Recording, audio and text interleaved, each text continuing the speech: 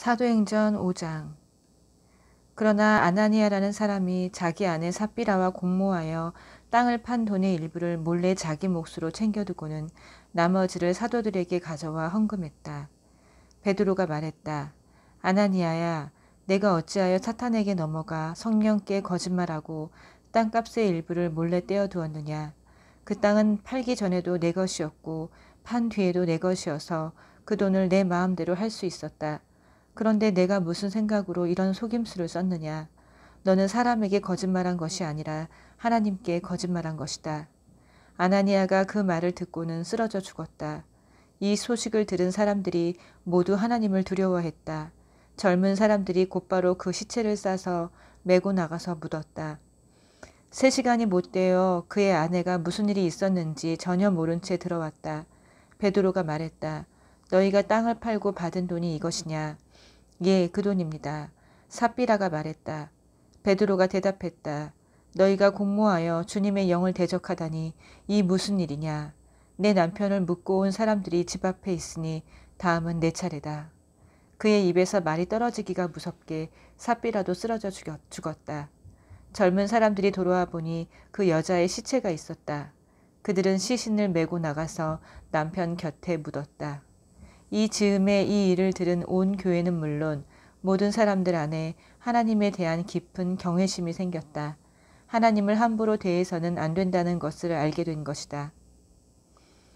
사도들이 하는 일을 통해 백성 가운데 하나님의 표적이 크게 나타나고 놀라운 일이 많이 이루어졌다. 그들은 모두 하나가 되어 솔로몬의 이름을 붙인 성전 회랑에 정기적으로 모였다. 백성이 그들을 크게 칭찬했으나 그들 모임에 합류하기를 꺼리는 사람들도 있었다. 한편 주님을 믿는 사람들은 남녀 할 것 없이 도처에서 더 늘어났다. 심지어 그들은 병자들을 메고서 길거리로 나와 들것과 이부자리에 눕혀놓고는 지나가는 베드로의 그림자에라도 닿기를 바랬다. 예루살렘 인근의 여러 마을에서 사람들이 아픈 사람과 귀신 들린 사람들을 데리고 몰려나왔다. 그들 모두가 나았다. 대제사장과 그의 편에 선 사람들, 주로 사두개파 사람들이 이 모든 일에 단단히 화가 나서 행동에 돌입했다. 그들은 사도들을 체포해 시내 감옥에 가두었다. 그러나 밤중에 하나님의 천사가 감옥문을 열고 그들을 이끌어냈다. 천사가 말했다. 성전으로 가서 당당히 서거라. 이 생명에 대해 말해야 할 모든 것을 사람들에게 다 전하여라. 그들은 즉시 순종하여 새벽녘에 성전으로 들어가 계속해서 가르쳤다. 한편 대제사장과 그의 동료들은 이스라엘의 최고의회를 소집한 뒤에 감옥에 사람을 보내 죄수들을 데려오게 했다. 경비대가 감옥에 가보니 그 안에는 아무도 없었다. 그들이 돌아와서 보고했다. 감옥은 철통같이 잠겨서 문마다 간수들이 지키고 있었지만 안에 들어가 보니 한 사람도 없었습니다. 성전 경비대장과 대제사장들은 당황했다. 이게 도대체 어떻게 된 일이냐? 그때 누군가가 나타나서 말했다. 감옥에 가두어두었던 사람들이 다시 성전에서 사람들을 가르치고 있는 것을 알고 계십니까? 경비대장이 부하들과 함께 가서 사도들을 붙잡았다. 그러나 백성이 폭동을 일으켜 대항할까 두려워서 그들을 조심스럽게 다루었다. 그들은 사도들을 데려다가 다시 최고의회 앞에 세웠다. 대제사장이 말했다. 우리가 너희에게 예수의 이름으로 가르치지 말라고 엄히 명령하지 않았더냐? 그런데 너희는 너희 가르침으로 예루살렘을 가득 채우고는 그 사람의 죽음을 기어이 우리 탓으로 돌리려 하고 있다. 베드로와 사도들이 대답했다. 사람보다 하나님께 순종하는 것이 당연합니다. 여러분이 십자가에 매달아 죽인 그 예수를 우리 조상의 하나님께서 다시 살리셨습니다. 그 하나님께서 이스라엘에게 변화된 삶과 죄 용서의 선물을 주시려고 예수를 왕과 구주로 삼아 그분 오른편 높은 곳에 두셨습니다. 우리는 이 일의 증인들입니다. 하나님이 그분께 순종하는 이들에게 주시는 성령께서도 이 모든 일을 확증해 주십니다. 그들은 이 말을 듣고 격분하여 그 자리에서 당장 사도들을 죽이려고 했다. 그러자 최고의회 의원인 가말리엘이라는 바리새인이 자리에서 일어섰다. 하나님의 율법을 가르치는 교사로 모든 사람의 존경을 받고 있던 그는 잠시 사도들을 밖으로 내보내고 나서 이렇게 말했다. 동료 여러분, 이들을 대할 때 조심하십시오. 얼마 전 드다가 대단한 사람인 양 행세하다가 잠깐 유명해져서 400명 정도를 끌어모은 일이 있습니다. 그러나 그가 죽임을 당하자 추종자들도 흩어지고 결국 흐지부지 되고 말았습니다. 그 일이 있고 나서 얼마 후 인구조사 때에는 갈릴리 사람 유다가 나타나서 세력을 불렸으나 그 역시 용두사미로 끝났고 그를 따르던 사람들도 뿔뿔이 흩어지고 말았습니다. 그래서 하는 말입니다. 이 사람들에게서 손을 떼십시오. 그냥 내버려 두세요. 만일 이 계획이나 일이 순전히 인간에게서 난 것이라면 산산이 무너지고 말 것입니다. 하지만 하나님께서 난 것이라면 여러분이 어떻게 해도 소용없습니다. 괜히 하나님을 대적하는 자가 되지 마십시오. 그 말이 설득력이 있었다.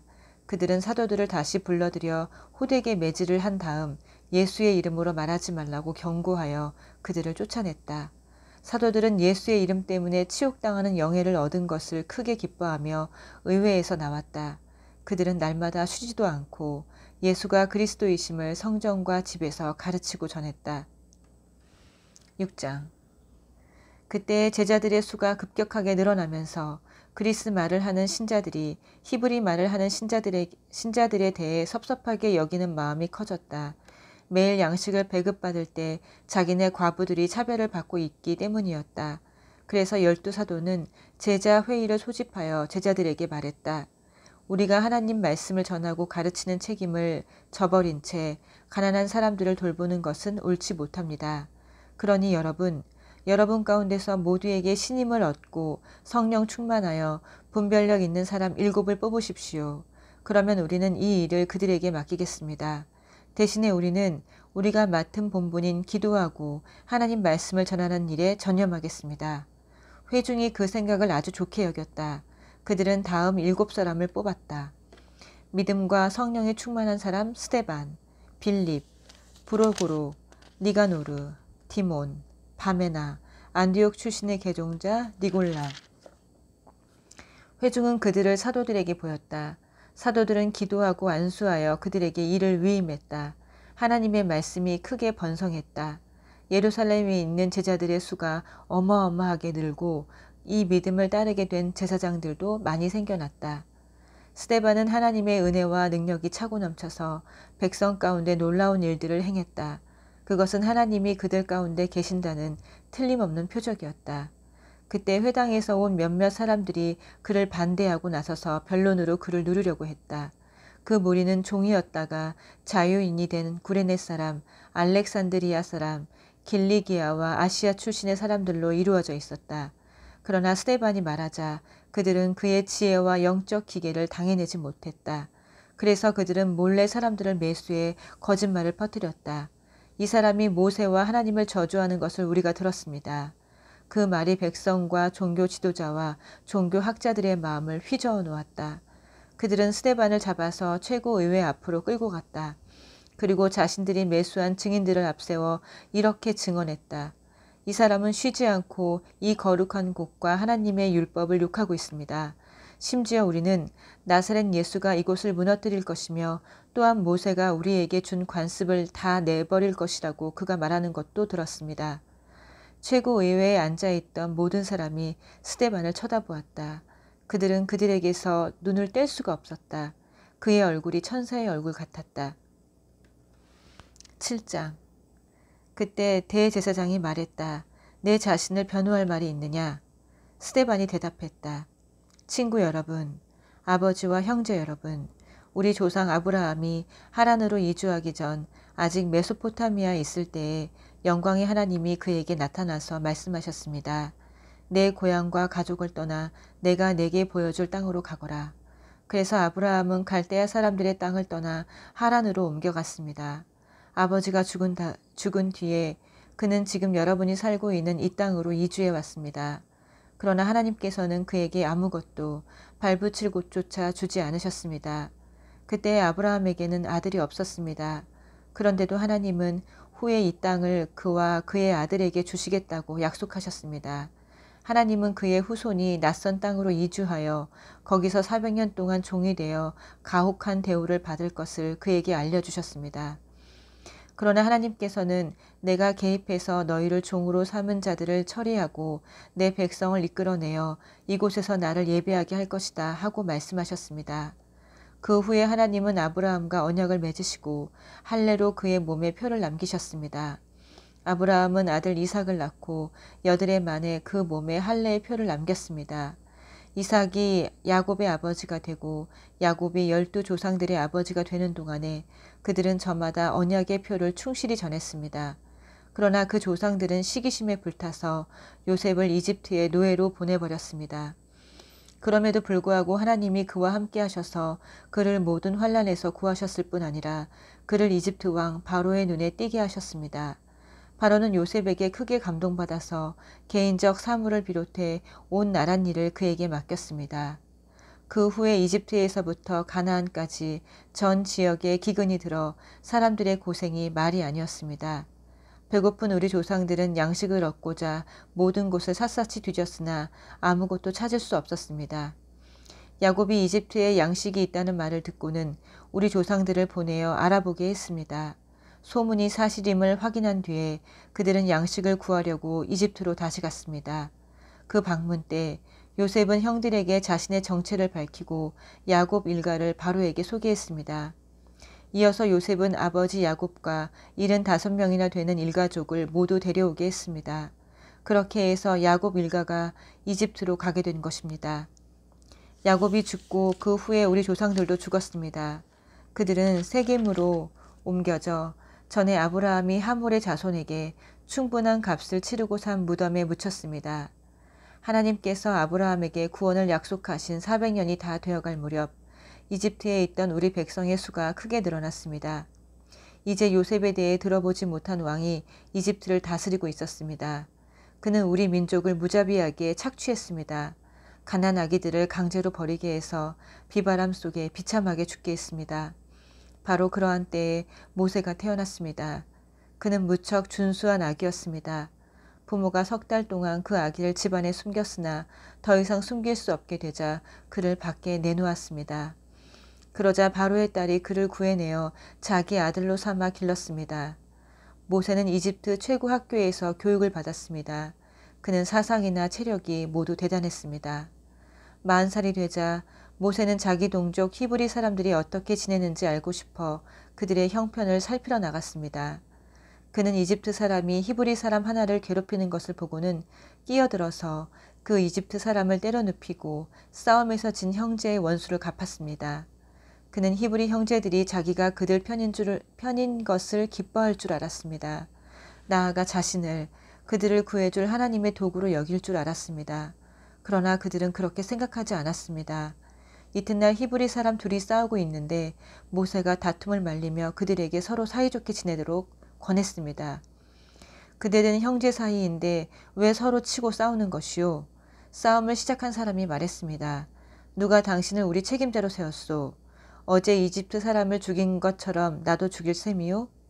모세는 그 말을 듣고 소문이 퍼진 것을 알고는 죽을 힘을 다해 도망하여 미디안 땅에서 나그네로 살았습니다. 나그네로 살면서 그는 2 아들을 낳았습니다. 40년 후 시내산 광야에서 불타는 떨기나무 불꽃으로 가장한 천사가 그에게 나타났습니다. 모세는 자기 눈을 믿을 수 없어 자세히 보려고 다가갔습니다. 그때 그는 하나님의 음성을 들었습니다. 나는 내 조상 아브라함과 이삭과 야곱의 하나님이다. 소스라치게 놀란 모세는 눈을 감고 고개를 돌렸습니다. 하나님께서 말씀하셨습니다. 무릎을 꿇고 기도하여라. 내가 있는 곳은 거룩한 곳, 거룩한 땅이다. 내가 이집트에 있는 내 백성의 괴로움을 보았다. 내가 그들의 신음소리를 들었다. 내가 그들을 도우려고 왔다. 그러니 너는 준비하여라. 내가 너를 이집트로 다시 보내겠다. 이 모세는 전에 사람들로부터 누가 당신을 우리 책임자로 세웠소? 라는 말을 듣고 거부당했던 사람입니다. 이 모세는 불타는 떨기나무 속에서 천사를 통해 불꽃을 발하시던 하나님께서 지도자와 구원자로 다시 보내신 사람입니다. 모세는 노예 생활에서 백성을 이끌어냈습니다. 그는 40년 동안 이집트 전역과 홍해와 광야에서 하나님의 표적과 이적을 베풀고 행했습니다. 이 모세는 백성에게 하나님께서 너희 후손 중에서 나와 같은 예언자 하나를 일으켜 세우실 것이다 라고 말한 사람입니다. 이 모세는 시내산에서 말하던 천사와 광야에 모인 여러분의 조상들 사이에 서서 그가 받은 생명의 말씀을 가져다가 우리에게 전해준 사람입니다. 그런데 우리 조상들은 그 말씀이 자신과 무관하다고 생각했습니다. 그들은 이집트의 옛 생활 방식을 갈망하며 아론에게 불평했습니다. 우리가 보고 따를 수 있는 신을 만들어 주시오. 우리를 인적조차 없는 이곳으로 끌어낸 모세가 어찌 되었는지 누가 알겠소. 그때 그들은 송아지 우상을 만들고 그 앞에 희생 제물을 바치며 자기들이 대단한 종교 프로그램을 만들어낸 것처럼 자축했습니다. 하나님은 조금도 기뻐하지 않으셨습니다. 그래서 그들이 자기 방식대로 하게 내버려 두셨습니다. 새롭게 등장하는 모든 신에게 다 예배하게 두고 그 결과를 지고 살도록 내버려 두셨습니다. 예언자 아모스는 그 결과를 이렇게 묘사했습니다. 오 이스라엘아, 너희가 40년 광야 시절 동안 내게 짐승과 곡식 제물을 가져온 적이 있더냐? 전혀 없었다. 너희는 전쟁의 신, 음란의 여신에게 신당을 지어놓느라 힘을 다해 그들을 예배하느라 너무 바빴다. 그래서 내가 너희를 바벨론에 포로로 보낸 것이다. 그 기간 동안 우리 조상들에게는 참된 예배를 드릴 장막 성소가 있었습니다. 그 장막은 모세가 하나님께서 알려주신 설계대로 만든 것이었습니다. 하나님이 그 땅에서 이방인들을 쫓아내실 때에 그들은 장막을 가지고 여호수아를 따라갔고 그 장막은 다윗의 때까지도 있었습니다. 다윗은 하나님께 영구적인 예배 장소를 구했고 결국 솔로몬이 그것을 지었습니다. 그러나 지극히 높으신 하나님께서 목수와 석공이 만든 건물에 사신다는 뜻은 아닙니다. 예언자 이사야가 그것을 잘 기록했습니다. 하나님께서 말씀하신다. 하늘은 내 보좌이고 땅은 내 발을 쉬는 곳이다. 그러니 너희가 내게 무슨 집을 지어줄 수 있겠느냐? 내가 물러나 쉴 만한 곳이 어디 있느냐? 내 쉴 곳은 이미 지어져 있다. 내가 그곳을 지었다. 그런데 여러분은 계속해서 웬 고집입니까? 여러분의 마음은 딱딱하게 굳어 있고 여러분의 귀는 꽉 막혀 있습니다. 성령을 고의로 무시하니 여러분은 여러분의 조상들과 다를 바 없습니다. 예언자들 가운데 그 같은 대우를 받지 않은 사람이 일찍이 있었습니까? 여러분의 조상들은 의로우신 이가 오실 것을 말하는 사람은 누구든지 죽였습니다. 이제 여러분이 가문의 전통을 잇고 있으니 여러분은 모두 배반자이며 살인자입니다. 천사들이 선물 포장까지 해서 하나님의 율법을 전해주었건만 여러분은 그것을 함부로 써버렸습니다. 그 말을 듣고 있던 사람들이 난폭해지더니 야유와 휘파람과 욕설을 퍼붓는 폭도로 변했다. 그러나 성령 충만한 스데반의 눈에는 그것이 보이지 않았다. 하나님밖에 보이지 않았다. 그는 모든 영광 가운데 계신 하나님과 그 곁에 서 계신 예수를 보았다. 그가 말했다. 아, 하늘이 활짝 열리고 인자가 하나님 곁에 서 계신 것이 보입니다. 폭도의 고함과 야유가 스데반의 목소리를 삼켜버렸다. 그들은 사정없이 달려들어 그를 시내 밖으로 끌어내어서 그에게 돌을 던졌다. 주동자들이 겉옷을 벗어놓고 사울이라는 청년에게 지키게 했다. 돌이 비오듯 쏟아지는데 스데반이 기도했다. 주 예수여, 내 생명을 받아주십시오. 그런 다음 무릎을 꿇고 모두에게 들릴 만큼 큰 소리로 기도했다. 주님, 이 죄를 저들에게 돌리지 마십시오. 이것이 그의 마지막 말이었다. 그리고 그는 숨을 거두었다. 사울이 바로 그 자리에 있었다. 그는 살인자들에게 축하의 말을 건넸다. 아멘.